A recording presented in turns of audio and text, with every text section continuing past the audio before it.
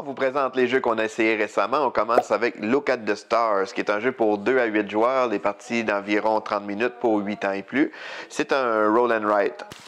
Le principe est simple, il va falloir dessiner des constellations sur notre plateau. Chaque joueur a un plateau comme ça, effaçable. Et on va dévoiler une nouvelle petite ligne comme ça. Il va falloir faire exactement ce dessin-là sur notre plateau. On va dessiner par exemple, je vais dessiner de faire comme ça. À la fin de la partie, chaque constellation, selon le nombre d'étoiles reliées dans une constellation, on va faire des points. Fait qu'idéalement, on compte, faut des grosseurs de constellations différentes pour faire le maximum de points. Les petits twists, le fun dans le jeu, c'est que ça se déroule en 3 manches. Fait que chaque manche, on va tourner 6 cartes. Et dès que la première manche est terminée, c'est comme si que le soleil se lève un peu. Fait que la première partie du plateau n'est plus disponible. Fait qu'il va falloir vraiment essayer d'optimiser nos constellations au début de la partie vers le bas pour essayer de monter. Et ensuite, on a des cartes spéciales aussi qui nous permettent de faire, ça, comme mettons, si je réussis à faire cette constellation-là, ça va me donner un certain nombre de points à la fin de la partie. Ou comme dans ce cas ici, c'est qu'à toutes les fois que je fais cette forme-là, ça crée un aura autour de ma constellation, puis ça va me donner 2 points à la fin de la partie. Donc, c'est un jeu très simple de roll and write, mais j'ai bien aimé la dynamique, particulièrement le fait de dessiner en blanc sur le carton, ça fait différent. Ça a l'air niaiseux, mais c'est une manipulation différente. La petite thématique, c'est très relax, puis c'est agréable à jouer. Donc, c'est Look at the Stars. Ensuite, on a Tribunal 1920, qui est un jeu pour 2 joueurs uniquement, pour 8 ans et plus, et les parties d'environ 20 minutes. C'est un genre de tic-tac-toe avec du bluff. Donc, la façon que ça fonctionne, c'est réellement un tic-tac-toe. C'est si on va placer nos jetons ici, mais du moment qu'un joueur réussit à faire une ligne, il va gagner la partie. Pour faire ça, à notre tour, on va piocher des cartes. Des cartes qui vont ressembler à ça. Chaque carte a des petits symboles et une ville ici. À notre tour, après avoir pioché, on peut dire que je m'en viens jouer ici, par exemple. Pour jouer là, en théorie, ça me prend absolument les symboles qui sont ici sur mes cartes qui sont là. Puis comme je disais, c'est un jeu de bluff, donc je peux dire que je m'en viens jouer ici. L'autre joueur a le choix de me dire qu'il me croit ou non. S'il me croit, ça reste comme ça, je dépose même pas mes cartes, je laisse mon pion ici. S'il dit que objection, par exemple, c'est que là, je vais falloir montrer la preuve que j'ai les cartes. Si j'ai pas les cartes, je vais avoir une pénalité, mais si j'ai vraiment les cartes, je vais défausser mes cartes, je vais en piocher des nouvelles.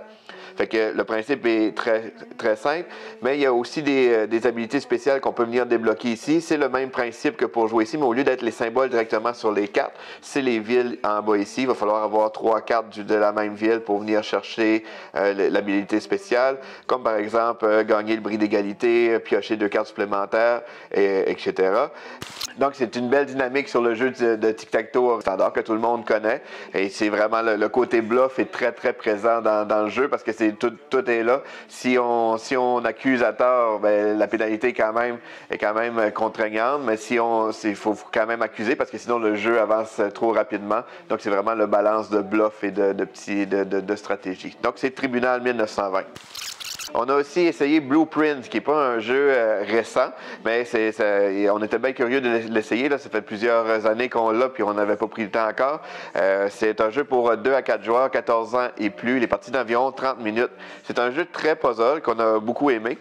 Le but du jeu, ça va être de faire des plans qui sont réaliser des bâtiments selon les plans qu'on a comme ça. Fait que dans ce cas-ci, il va falloir 2 dés dans cette case-là, 1 dé ici, 2 dés ici, 1 dé ici. La twist du jeu, c'est que chaque couleur de dé a sa façon de compter des points. Par exemple, les dés oranges, chaque face cachée du dé orange va nous donner 2 points. Les dés verts, plus qu'on a, plus qu'on fait de points. Les dés noirs, selon la hauteur qui sont dans notre construction, vont donner des points. Et les dés clairs, transparents, c'est simplement la valeur au-dessus du dé qui va déterminer la valeur du dé lui-même. Donc, à notre tour, ce qu'on fait, c'est qu'on choisit un dé. Parmi les dés qui sont là, on choisit un dé, par exemple, je prends ce dé-là, je viens le mettre sur mon plan comme ça, et on pioche un nouveau dé qu'on remet disponible pour les autres joueurs, et on joue comme ça jusqu'à temps que chaque joueur va avoir posé 6 dés sur son plan. Une fois que le plan est terminé, on le dévoile, et on va compter nos points pour chaque bâtiment selon notre valeur de dés. Les points, on va les compter sur ce petit plateau-là. Le joueur qui va avoir le plus de points, il va gagner une médaille, soit or ou argent, qui va faire le scoring de fin de partie. Mais l'autre twist vraiment intéressant, c'est qu'il y a d'autres façons d'aller chercher des bonus. C'est que si on a réussi à mettre 5 dés de couleur, de même couleur dans notre jeu, 4 dés de la même valeur, ainsi de suite, ça va nous donner aussi des points en fin de partie.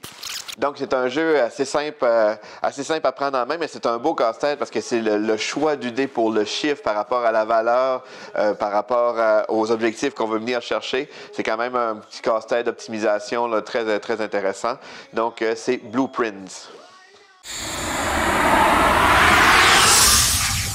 Lis le jeu.